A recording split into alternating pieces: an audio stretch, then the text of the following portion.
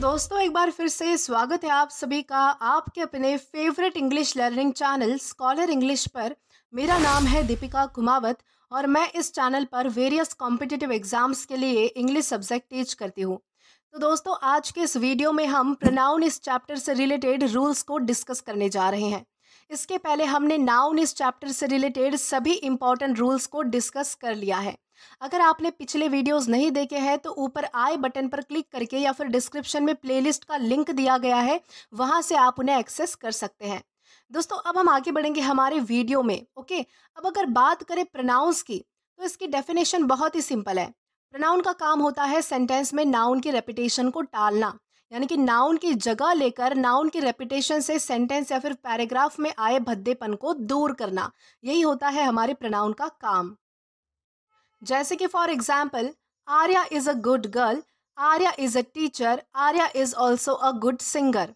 इस सेंटेंस में आर्या इस नाउन की बार बार रेपिटेशन होने के चलते एक भद्दापन सा आ गया है, यानी कि सेंटेंस की ब्यूटी चली गई है। तो इसी ब्यूटी को बरकरार रखने के लिए हमें प्रोनाउन की जरूरत पड़ती है, जिसका यूज करने के बाद ये सेंटेंस कुछ इस प्रकार से दिखेगा। जैसे कि Arya is a good girl, she is a teacher, she is also a good singer. तो इस प्रकार से आप जो है वो प्रोनाउन को समझ पाएंगे। दोस्तों अब अगर बात करें प्रोनाउन के काइंड्स की, तो प्रोनाउन के 8 टाइप्स या फिर कह लो काइंड्स होते हैं, जो कि अभी आपके सामने है, आपकी स्क्रीन पर है। तो आप इन्हें जो है वो एक बार अच्छे से समझ लीजिए और पढ़ लीजिए। तो चलिए बिना देर किए एक एक करके इन सभी का यूसेज और इनसे जुड़े सभी इंपॉर्टेंट रूल्स को डिस्कस कर लेते हैं। तो दोस्तों हमारा सबसे पहला टाइप आता है पर्सनल प्रोनाउन। दोस्तों पर्सनल प्रोनाउन के अंतर्गत वो प्रोनाउंस आते हैं जो किसी पर्सन को रेफर करते हैं। जैसे कि for example I, we, you, he, she, it, they. इन सभी प्रोनाउंस को 3 टाइप्स में कैटेगराइज्ड किया गया है, जिसमें से हमारा सबसे पहला है फर्स्ट पर्सन प्रोनाउन। दोस्तों फर्स्ट पर्सन में वो होते हैं जो स्पीकर होते हैं, यानी कि बोलने वाला। देन है सेकेंड पर्सन। दोस्तों सेकेंड पर्सन में जिससे बात की जा रही हो उसको रेफर किया जाता है। और देन आता है थर्ड पर्सन। दोस्तों थर्ड पर्सन वो होता है जिसके ऊपर बात की जा रही हो, यानी कि जिसके बारे में बात की जाती है, तो उसे हम कहते हैं थर्ड पर्सन। फर्दर इन सभी का सिंगुलर और प्लूरल ऐसे 2 कैटेगरीज में विभाजित किया जाता है, जैसा कि अभी आप अपनी स्क्रीन पर इस टेबल में देख पा रहे हो। दोस्तों ये टेबल प्रोनाउन इस चैप्टर का मोस्ट इंपॉर्टेंट टेबल है। आइए इसे ब्रीफ में समझते हैं। बेसिकली यहाँ पर फर्स्ट कॉलम में 3 कैटेगरीज दी गई है जो कि पर्सन्स को डिनोट करती है। तो वहीं इन तीनों कैटेगरीज में सिंगुलर और प्लूरल प्रोनाउंस का बाइफर्केशन सेकंड कॉलम में दिखाया गया है। फिर आगे सब्जेक्टिव, ऑब्जेक्टिव, पॉजेसिव प्रोनाउन और पॉजेसिव एग्जेक्टिव, ऐसे 4 कॉलम्स दिए गए हैं। तो चलिए आइए इन सभी को एक एक करके अच्छे से समझते हैं। तो दोस्तों इसमें हमारा सबसे पहला आता है सब्जेक्टिव। बेसिकली इस कॉलम में वो सभी प्रोनाउंस रखे गए हैं जो मेन वर्ब के पहले आते हैं, यानी कि सब्जेक्टिव प्रोनाउन हमेशा सेंटेंस में मेन वर्ब के पहले आते हैं, यानी कि subjective pronoun plus main verb. जैसे कि इसे एग्जाम्पल से समझेंगे तो दोस्तों यहाँ पर हमारा सबसे पहला एग्जाम्पल है आई एम हैप्पी। तो दोस्तों यहाँ पर आप देख सकते हैं कि ये जो आई है वो हमारा सब्जेक्टिव प्रोनाउन है और वही एम जो है वो हमारा मेन वर्ब है। तो इसीलिए जो है वो आई को एम के पहले रखा गया है, यानी कि सब्जेक्टिव प्रोनाउन को मेन वर्ब के पहले यहाँ पर प्लेस किया गया है। वैसे ही कुछ और एग्जाम्पल्स हैं, जैसे कि हमारा दूसरा एग्जाम्पल आता है शी रन्स फास्ट। दोस्तों यहाँ पर आप देख सकते हैं कि जो शी है वो हमारा सब्जेक्टिव प्रोनाउन है और वहीं जो रन्स है वो हमारी मेन वर्ब है। तो इसलिए क्या हुआ है कि शी को जो है वो रन्स के पहले रखा गया है, यानी कि मेन वर्ब के पहले सब्जेक्टिव प्रोनाउन को यहाँ पर रखा गया है। देन इसके बाद है दे प्ले फुटबॉल। यहाँ पर भी आप देख सकते हैं कि जो दे है वो हमारा सब्जेक्टिव प्रोनाउन है, वहीं प्ले जो है वो हमारी मेन वर्ब है। तो इसलिए यहाँ पर क्या हुआ है कि मेन वर्ब के पहले सब्जेक्टिव प्रोनाउन दे को यहाँ पर रखा गया है। देन इसके बाद है वी लव म्यूजिक। यहाँ पर भी आप देख सकते हैं कि जो वी है वो हमारा सब्जेक्टिव प्रोनाउन है, तो वहीं लव जो है वो हमारा मेन वर्ब है, इसीलिए जो है वो सब्जेक्टिव प्रोनाउन को मेन वर्ब के पहले यहाँ पर रखा गया है, यानी कि लव के पहले क्या है तो वी है। वी क्या है, हमारा सब्जेक्टिव प्रोनाउन है। देन हमारा लास्ट एग्जाम्पल आता है ही रीड्स बुक। यहाँ पर भी आप देख सकते हैं कि जो ही है वो हमारा सब्जेक्टिव प्रोनाउन है, तो वही ये जो रीड्स है, ये रीड्स क्या है, तो हमारी मेन वर्ब है। तो इसलिए यहाँ पर क्या बताया गया है कि जो मेन वर्ब है उसके पहले हम क्या रखते हैं, सब्जेक्टिव प्रोनाउन रखते हैं। यानी कि यहाँ पर ही जो है वो रीड्स के पहले रखा है, जो कि हमारा सब्जेक्टिव प्रोनाउन कहलाता है। तो इस तरीके से आपको जो है वो सब्जेक्टिव इस केस को अच्छे से समझ लेना है। तो दोस्तों इसके बाद हमारा सेकंड है ऑब्जेक्टिव केस। दोस्तों ऑब्जेक्टिव इस कॉलम में जो है वो सभी प्रोनाउंस रखे गए हैं जो मेन वर्ब के बाद आते हैं, क्योंकि मेन वर्ब के बाद वर्ब के ऑब्जेक्ट आते हैं और इसीलिए इन्हें ऑब्जेक्टिव केस के प्रोनाउन कहा जाता है। और ये जो है वो इसका फॉर्मेट किस तरीके से होगा, तो वो होगा main verb plus objective case, यानी कि मेन वर्ब के बाद हमारा जो है वो ऑब्जेक्टिव केस आता है, यानी कि मेन वर्ब के बाद हमारा ऑब्जेक्ट आता है। जैसे कि फॉर एग्जाम्पल यहाँ पर हमारा सबसे पहला एग्जाम्पल है शी कॉल्ड मी। यहाँ पर आप देख सकते हैं कि जो कॉल्ड है वो हमारी मेन वर्ब है और वहीं हमारा जो मी है वो हमारा ऑब्जेक्टिव केस है, यानी कि हमारा ऑब्जेक्ट है। बेसिकली ये जो मी है वो हमारी वर्ब का क्या है, ऑब्जेक्टिव है, इसलिए इसे ऑब्जेक्टिव केस का प्रोनाउन यहाँ पर कहा जाएगा। देन इसके बाद है आई सॉ यू। यहाँ पर आप देख सकते हैं कि जो सॉ है वो हमारा क्या है, तो मेन वर्ब है और उसके बाद आने वाला जो ऑब्जेक्ट है जो कि है यू, वो हमारी मेन वर्ब का ही ऑब्जेक्ट है, इसलिए इसे जो है वो ऑब्जेक्टिव केस का प्रोनाउन कहा जाता है। तो दोस्तों इसके बाद हमारा अगला एग्जाम्पल है दे हेल्प हिम। यहाँ पर भी आप देख सकते हैं कि ये जो हेल्प है वो हमारी मेन वर्ब है और इसके बाद क्या है, तो इसके बाद हमारी ऑब्जेक्टिव केस है, यानी कि यहाँ पर जो है वो हमारी हेल्प का ऑब्जेक्ट क्या है, तो वो है हिम, और जिसके चलते ये जो हिम है वो हमारे ऑब्जेक्टिव केस का प्रोनाउन कहलाएगा। देन इसके बाद हमारा अगला एग्जाम्पल है वी इन्वाइटेड हर। दोस्तों यहाँ पर भी आप देख सकते हैं कि जो इनवाइटेड है वो हमारी मेन वर्ब है और इसके बाद हमारा आता है ऑब्जेक्टिव केस, यानी कि ये जो हर है वो हमारा यानी कि वर्ब का ऑब्जेक्ट है, जिसके चलते हम जो है वो हर को क्या कंसिडर करते हैं, ऑब्जेक्टिव केस का प्रोनाउन कंसिडर करते हैं। दोस्तों इसके बाद हमारा लास्ट एग्जाम्पल आता है he gave the book to us. तो यहाँ पर भी आप देख सकते हैं कि जो गेव है वो हमारी मेन वर्ब है और वहीं जो अस है वो हमारा ऑब्जेक्ट है, यानी कि ये जो अस है वो हमारी गेव का ऑब्जेक्ट है, यानी कि हमारी मेन वर्ब का ऑब्जेक्ट है, इसलिए इसे जो है वो ऑब्जेक्टिव केस में रखा गया है और इसीलिए इसे जो है वो अस को हम जो है वो ऑब्जेक्टिव केस का प्रोनाउन यहाँ पर कहते हैं। तो आई होप आपको ये सारे एग्जाम्पल्स अच्छे से समझ आए हो। दोस्तों इसके बाद हमारा तीसरा है पजेसिव प्रोनाउंस। दोस्तों ऑब्जेक्टिव केस के प्रोनाउन की तरह ही पजेसिव प्रोनाउन भी मेन वर्ब के बाद ही आते हैं। इनका यूज किसी चीज पर किसी का अधिकार है ये दिखाने के लिए किया जाता है। जैसा कि for example this book is mine. अब यहाँ पर आप देख सकते हैं कि जो इज है वो हमारा मेन वर्ब है और उसके बाद आने वाली हमारी जो प्रोनाउन है वो कैसी है, तो वो है पजेसिव प्रोनाउन जो कि है माइन, यानी कि बेसिकली यहाँ पर जो है वो एक अधिकार यानी कि पोजेशन दिखाने की कोशिश की गई है कि वो जो बुक है वो मेरी है, यानी कि माइन। इस तरीके से आप इसे समझ पाओगे।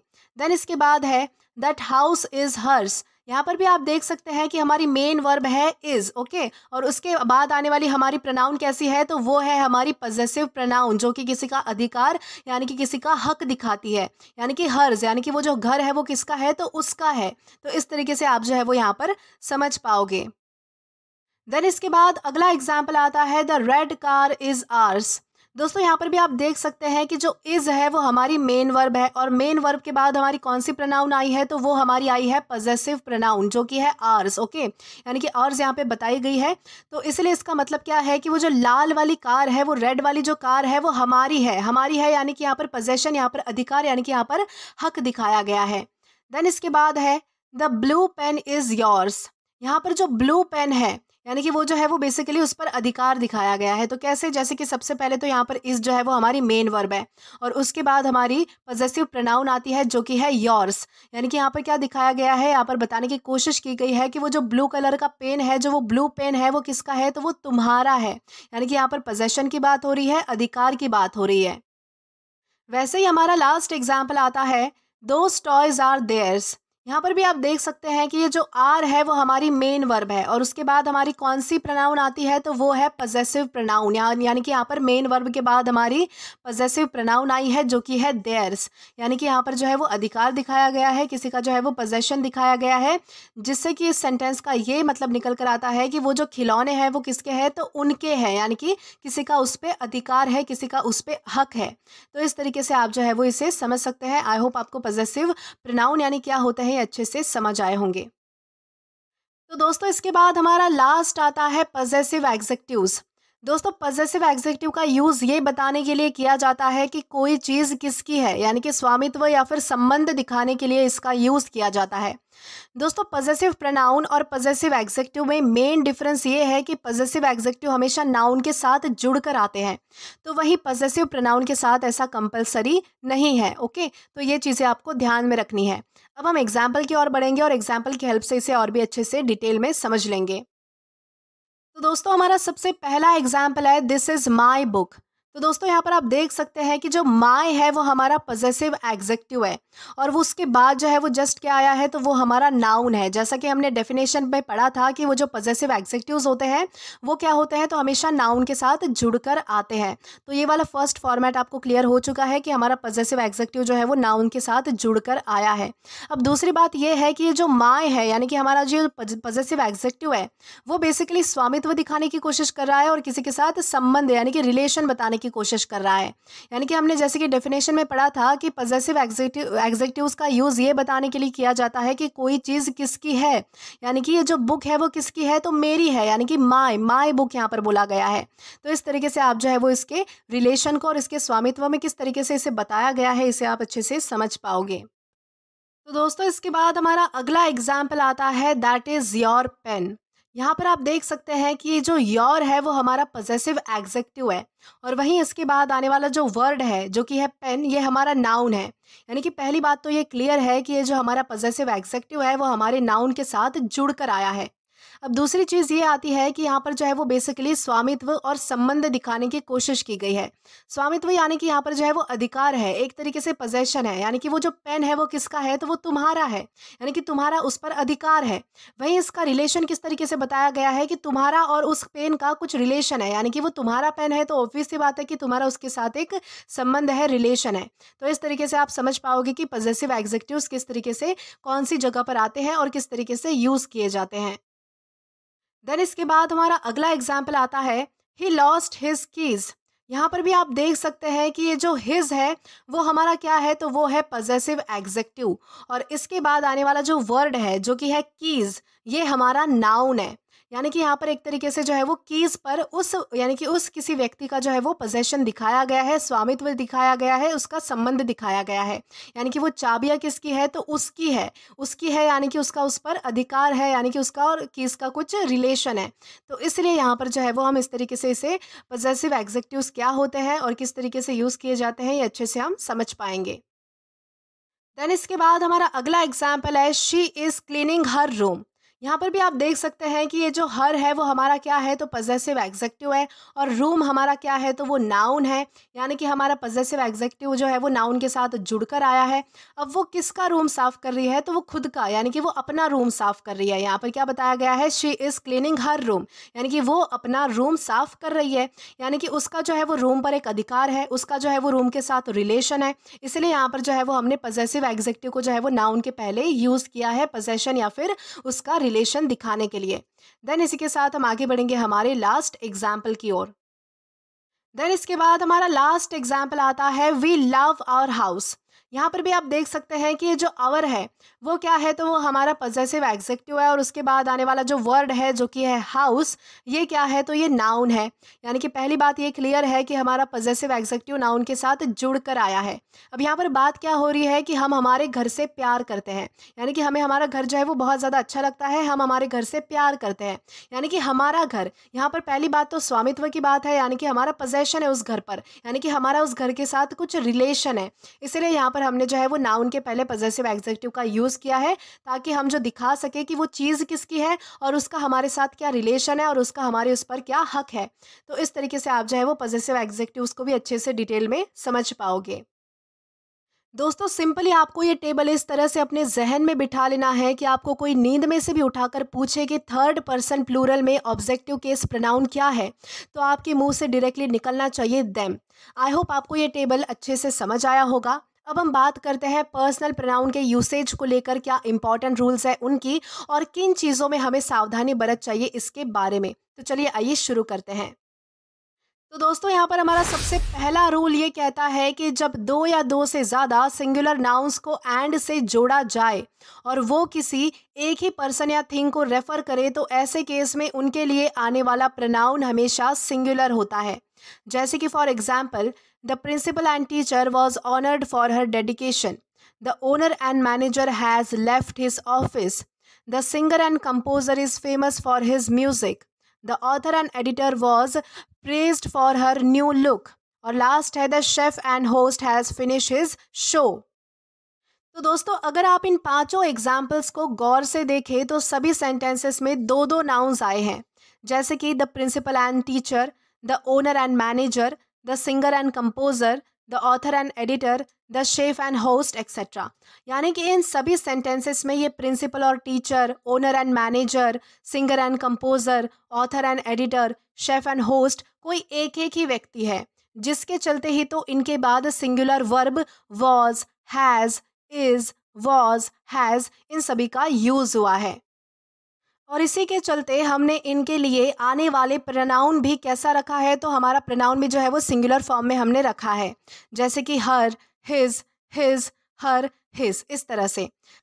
तो दोस्तों आपको सिंपली याद रखना है कि जब सेंटेंसेस में दो सिंगुलर नाउन्स दिए गए हो और वो दोनों एंड से जुड़े हो तो उनके लिए वर्ब भी सिंगुलर आएगी और प्रोनाउन भी सिंगुलर ही आएगा।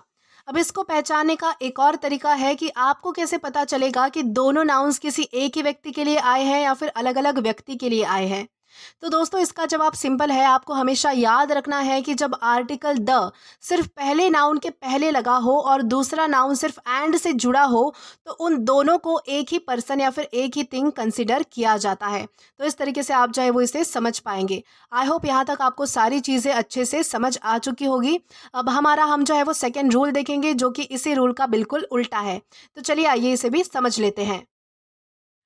तो दोस्तों हमारा रूल नंबर सेकंड ये कहता है कि जब भी दो सिंगुलर नाउन्स एंड के साथ जुड़े हो और वो अलग अलग व्यक्ति या फिर वस्तु को दर्शाते हो तो हमेशा प्लूरल प्रोनाउन का यूज़ किया जाएगा।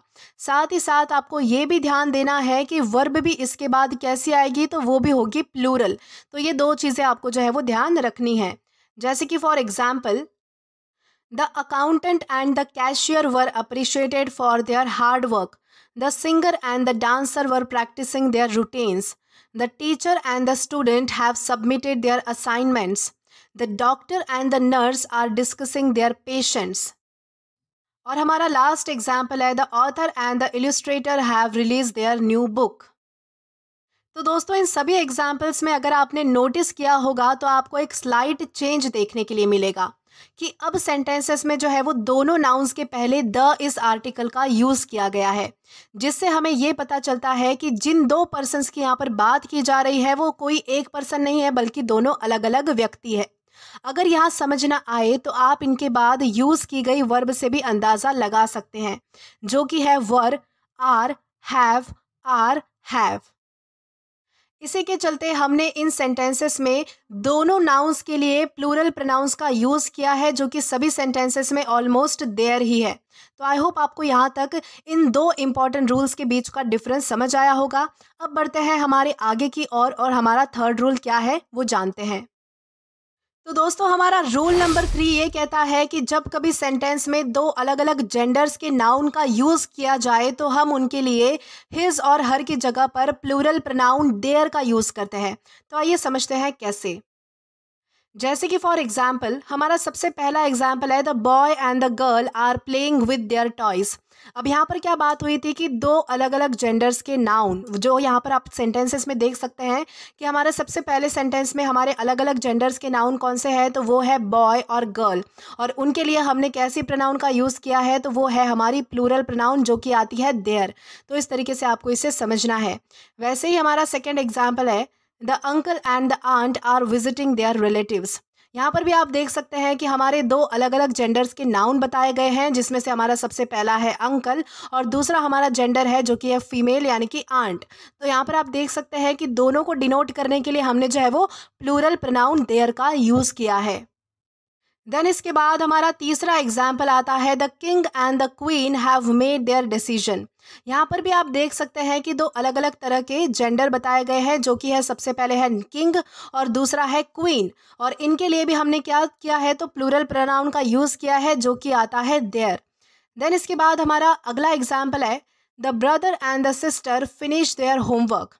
यहाँ पर भी आप देख सकते हैं कि दो अलग अलग टाइप के जेंडर्स के नाउन्स का यूज़ हुआ है, जिसमें से हमारा सबसे पहला है ब्रदर और दूसरा हमारा जेंडर है सिस्टर। और इन दोनों के लिए हमने क्या यूज़ किया है, तो हमारे प्लूरल प्रोनाउन का यूज़ किया है, जो कि है देयर।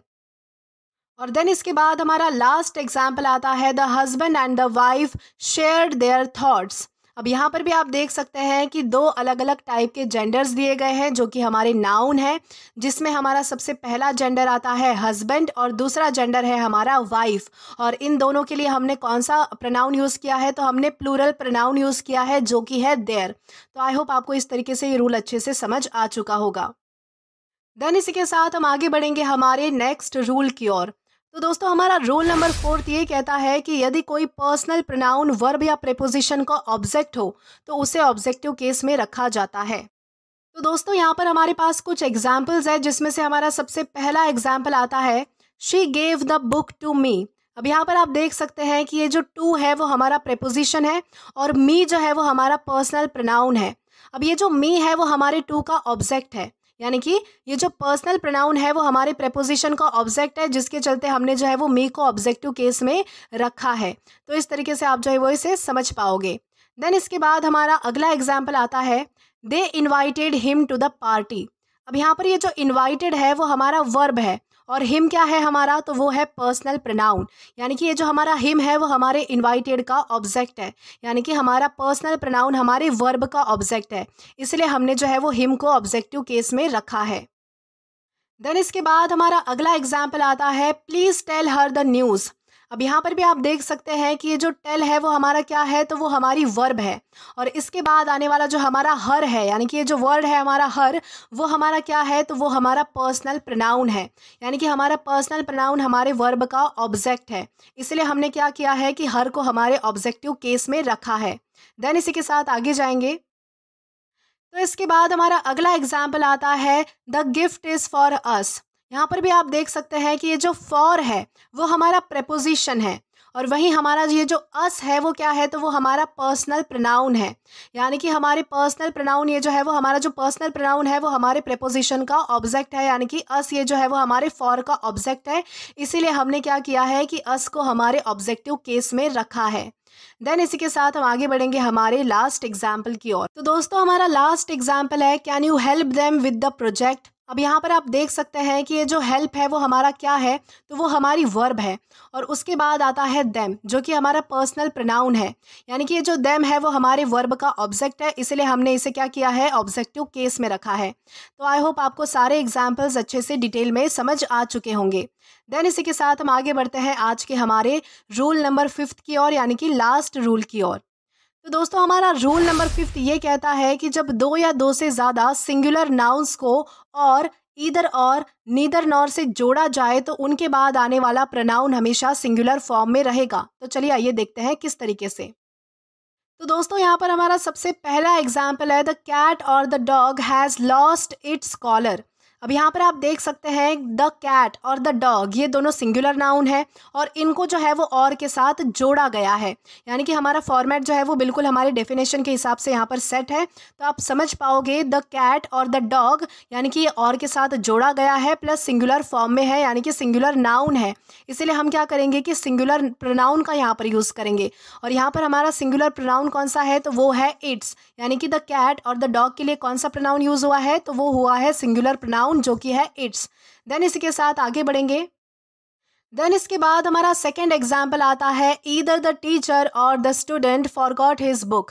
अब यहाँ पर भी आप देख सकते हैं कि द टीचर और द स्टूडेंट ये जो है वो हमारा क्या है, तो सिंगुलर नाउन है और इनको किसके साथ जोड़ा गया है, तो ईदर और के साथ जोड़ा गया है, जिसके चलते हमने जो है वो यहाँ पर सिंगुलर प्रोनाउन का यूज़ किया है जो कि है हिज।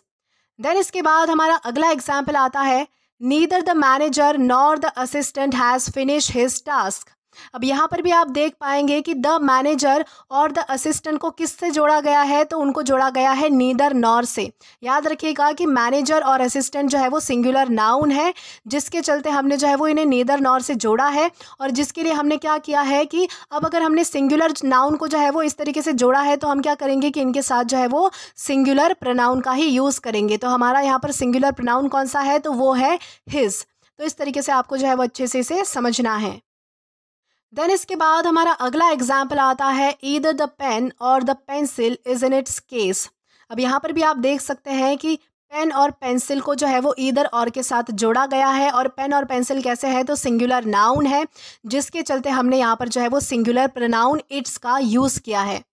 देन इसी के बाद हमारा लास्ट एग्जाम्पल आता है neither the doctor nor the nurse is available for his duty today. यानी कि यहाँ पर भी आप देखिए कि जो द डॉक्टर है और द नर्स है, यानी कि ये क्या है, हमारे सिंगुलर नाउन है, जिनको हमने नीदर और नॉर से जोड़ा है, जिसके चलते हम यहाँ पर क्या करेंगे कि हमारे सिंगुलर प्रोनाउन का यूज़ करेंगे, जो कि आता है हिज। यानी कि हमने क्या किया है कि हमारे सिंगुलर प्रोनाउन का यहाँ पर यूज़ किया है, जो कि हमारा क्या है, तो वो है हिज। तो दोस्तों यहाँ इन सभी सेंटेंसेस में इन सभी के बाद सिंगुलर प्रोनाउन यूज़ करने के पीछे का रीज़न ये है कि यहाँ हम सिलेक्ट कर रहे हैं कि दोनों में से कोई एक, यानी कि दो में से कोई एक। यानी कि जब हम बात किसी एक की कर रहे होते हैं तो हर चीज़ सिंगुलर फॉर्म में होती है, इतना आपको ध्यान रखना है। तो दोस्तों इसी के साथ हमारे आज के इस वीडियो के रूल्स यहीं पर ख़त्म होते हैं। आशा करती हूँ कि आपको ये वीडियो अच्छा लगा हो और पसंद भी आया हो। तो दोस्तों आज के लिए बस इतना ही। अगर आपने अभी तक हमारा टेलीग्राम चैनल ज्वाइन नहीं किया है तो टेलीग्राम पर English with Deepika Kumawat search करके या फिर डिस्क्रिप्शन में दिए गए लिंक के थ्रू, साथ ही साथ अभी जो आपको आपके स्क्रीन पर QR कोड दिख रहा है, वहां से भी आप हमारा टेलीग्राम चैनल ज्वाइन कर सकते हैं। या फिर जो कमेंट बॉक्स है वहां पर जो पिन कमेंट है वहां से भी डायरेक्टली आप हमारा टेलीग्राम चैनल ज्वाइन कर सकते हैं, ताकि आप कभी भी किसी भी नए आने वाली वीडियोज़ को लेकर कोई भी अपडेट्स को मिस ना करें। और दोस्तों अगर आपको आज का ये वीडियो पसंद आया है या फिर हेल्पफुल लगा है तो do like this video, subscribe the channel and share as much as you can. और अगर आपने इससे पहले वाली वीडियोस नहीं देखे हैं तो यहाँ पर मैंने एक प्लेलिस्ट प्रोवाइड कर दी है, जहाँ पर आप क्लिक करके वो सभी पहले वाली वीडियोस भी देख सकते हैं और एक्सप्लोर कर सकते हैं। Till then keep learning. Thank you.